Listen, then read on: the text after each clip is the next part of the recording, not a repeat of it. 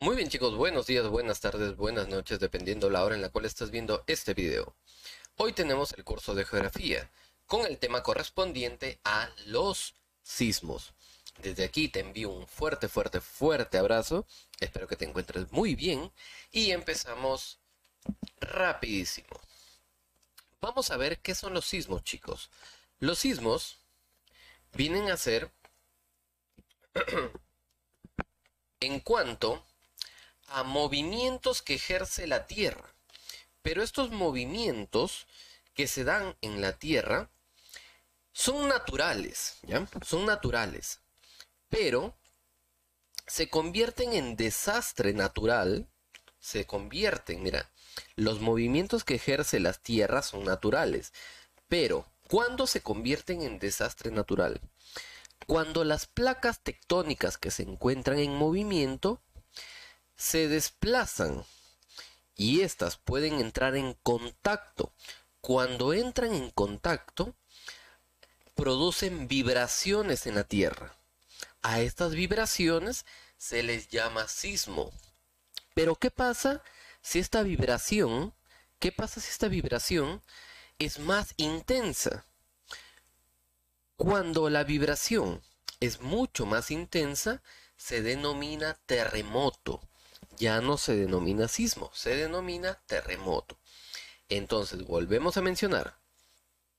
La Tierra se encuentra en constante movimiento debido a las placas tectónicas. Pero, cuando estas placas tectónicas entran en contacto, choca una con la otra, roza una con la otra, ¿qué pasa? Que la corteza se producen vibraciones. A estas vibraciones, cuando alcanzan cierto nivel de magnitud, se le denomina sismo. Pero ¿qué pasa si esta vibración es muy intensa? Ya no se va a denominar sismo, se denomina terremoto.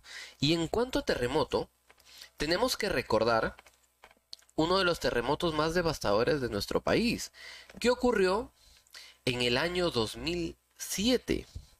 En la región de Ica, en la zona de Chincha Alta, se produjo un sismo de 7,9 grados en la escala de Richter. Y vamos a ver un poquito de cómo es que se relató y qué tan devastador fue este terremoto. ¿Sí? A la cuenta de 3. 1, 2 y 3.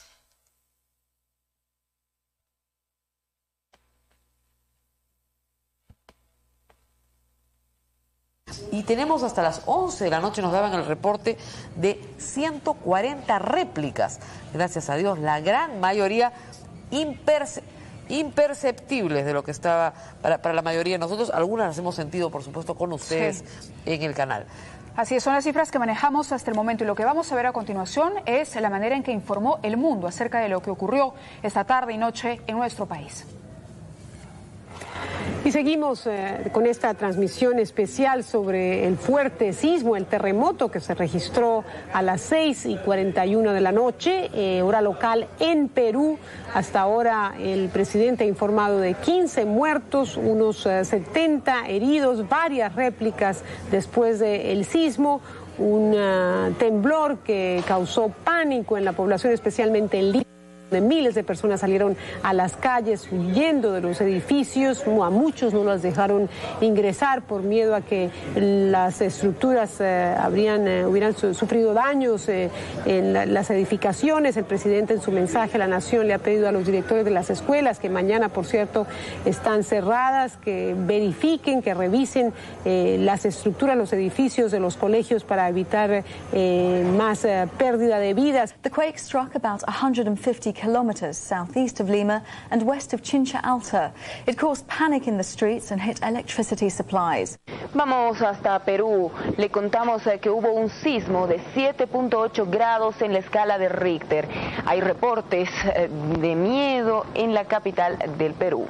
Hace solo algunos momentos en Lima se registró un poderoso movimiento telúrico de 7,5 grados en la escala de Richter. Al menos 2 potentes réplicas se han sentido en la capital. El Centro de Advertencias de Tsunamis de Hawái señala alerta de tsunami para la costa Pacífico, para Perú, Chile, Colombia y Ecuador. Un poderoso movimiento telúrico que hizo por cerca de medio minuto temblar la tierra en prácticamente toda la nación.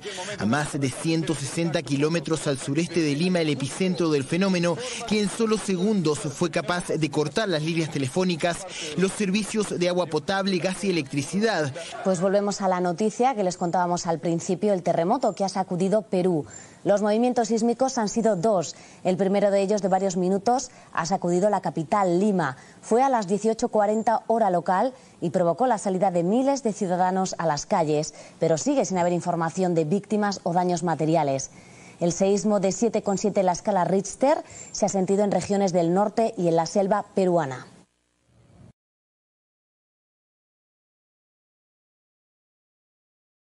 Muy bien, chicos, entonces un poco de la prensa internacional que cubrió este detalle con respecto al terremoto del 2007, uno de los terremotos más devastadores, con 7,9 grados en la escala de Richter.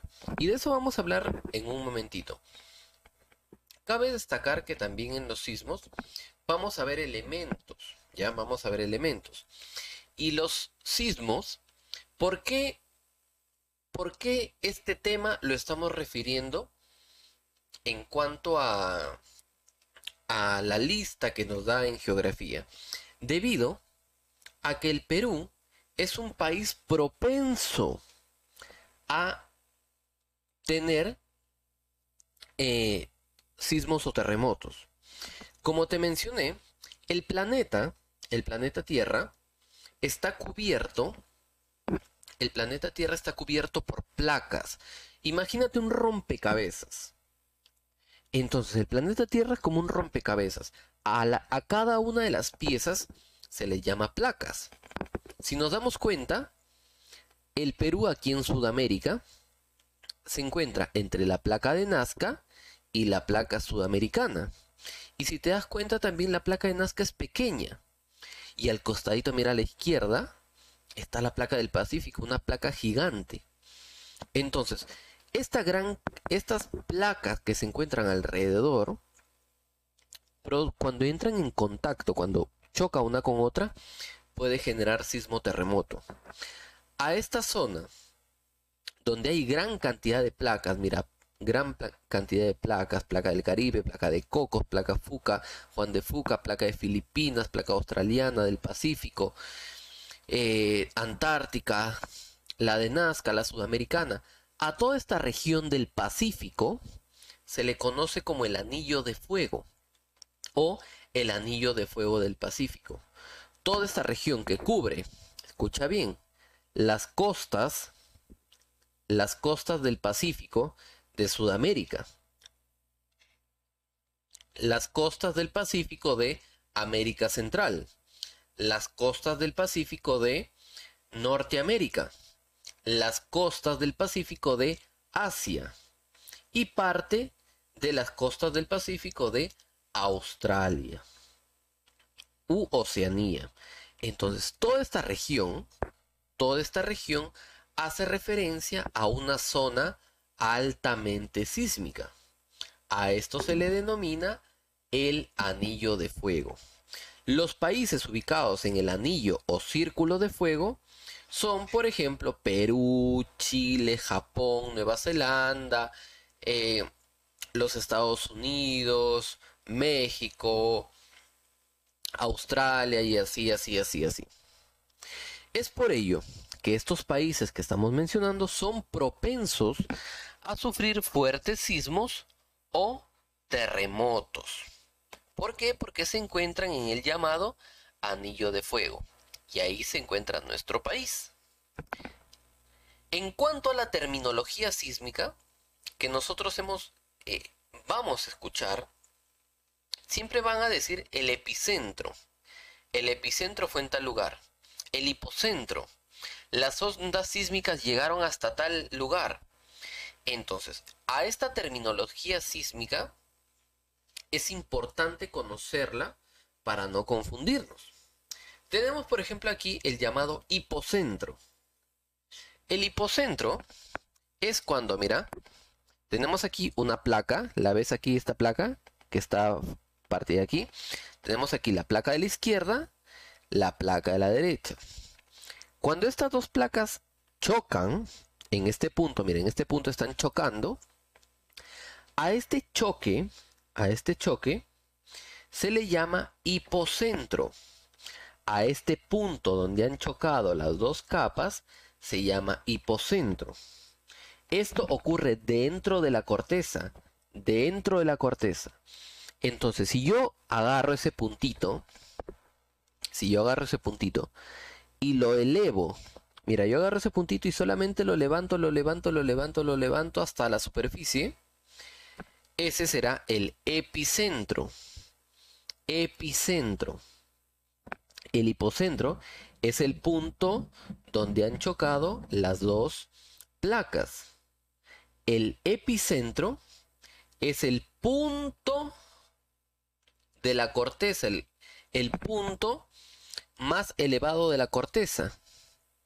Ese vendría a ser el epicentro.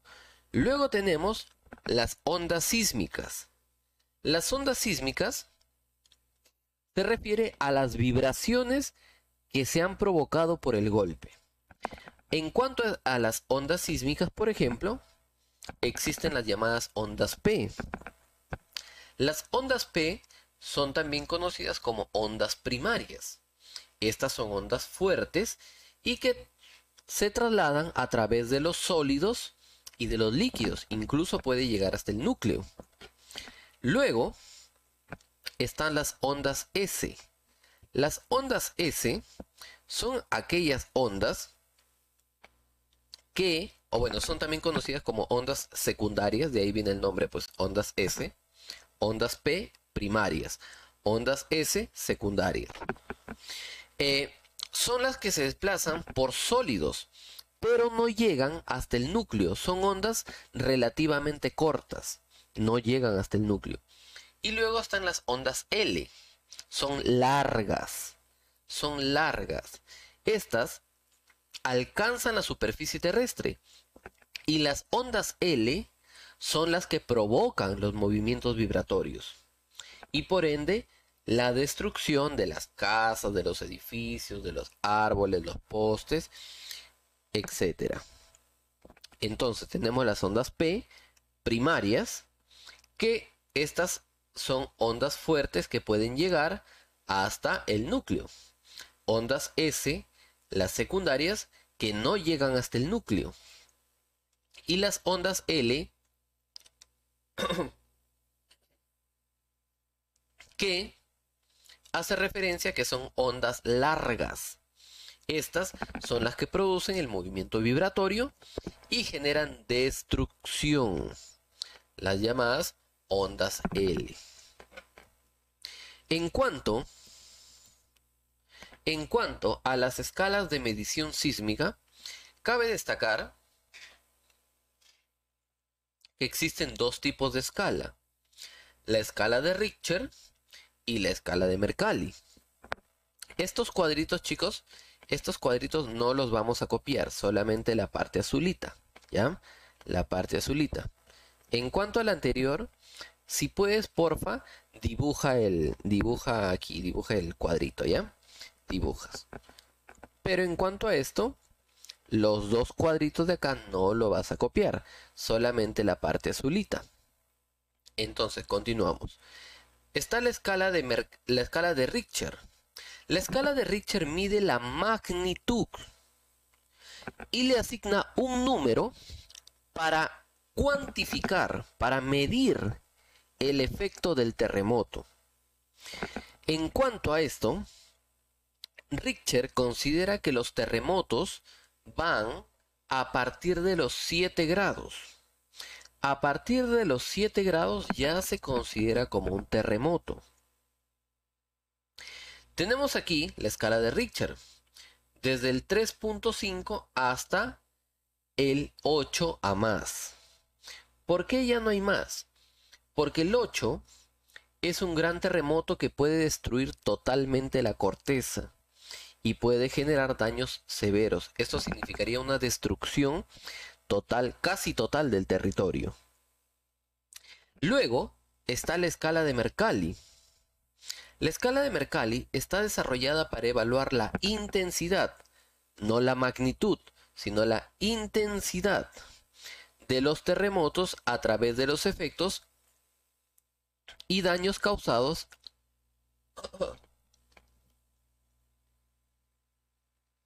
sorry chicos.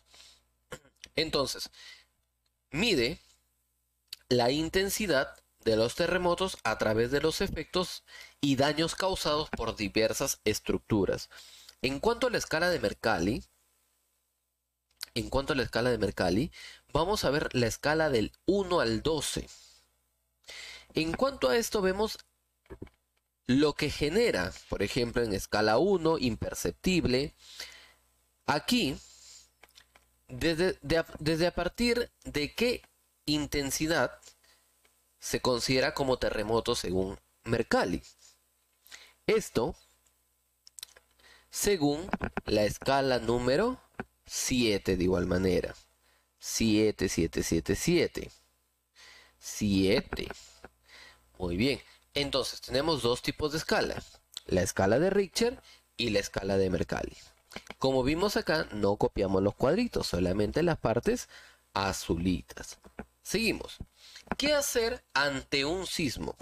Siempre va a haber un antes, un durante y un después. Antes de que ocurra un sismo, tenemos que tener en cuenta, primero, tener una mochila de emergencia. Identificar las zonas seguras de tu casa, de tu hogar, las columnas, las puertas, saber dónde puedes protegerte si ocurriese un sismo. Y por supuesto, realiza simulacros. De vez en cuando, especialmente los colegios, las empresas, realizan simulacros. Y muchos de ellos los toman a broma. Pero cuando ocurre un sismo de verdad, ahí sí lo toman en serio, ¿no? Entonces, por eso es importante realizar simulacros para saber dónde están las zonas seguras, qué hacer cuando ocurra realmente una tragedia como eso. Entonces, ¿qué hacer durante un sismo? ¿Qué hacer durante? Ya nosotros nos preparamos. Ahora, ¿qué hacer durante un sismo? Colócate en las zonas seguras que ya identificaste anteriormente. Lo principal, mantén la calma. Mantén la calma. No podemos empezar a gritar, a hacer escándalo. ¿Por qué? Esto genera más pánico. Esto genera mucho más pánico. Y por supuesto, si estás en casa, asegura tu mochila de emergencia. Asegura tu mochila de emergencia. Que si ocurriese un daño más grande, pues vas a necesitar tu mochila de emergencia para poder cubrirte.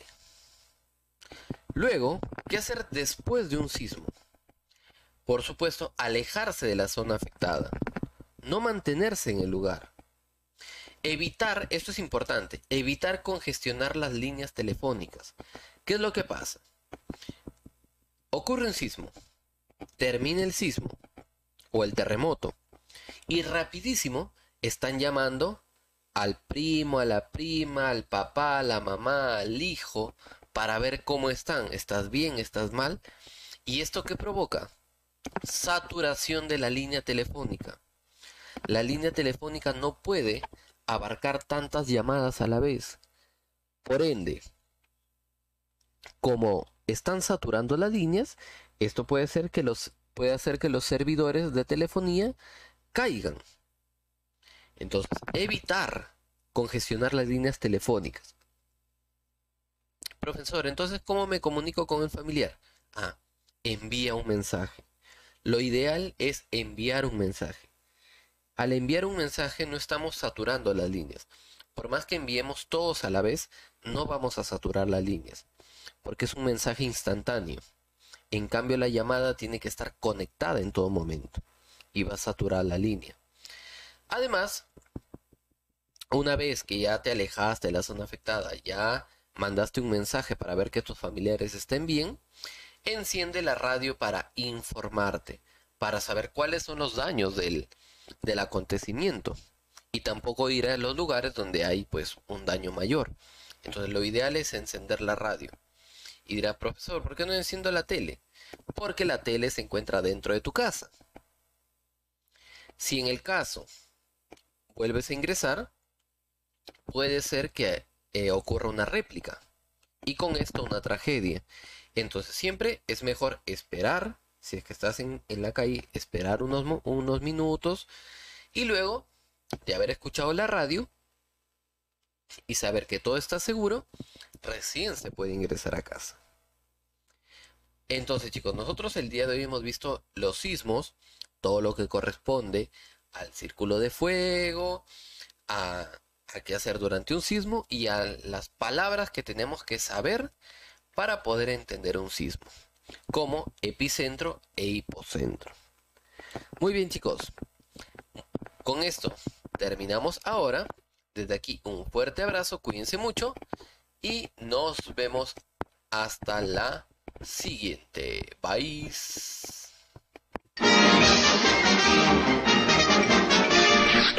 Eso es todo, amigos.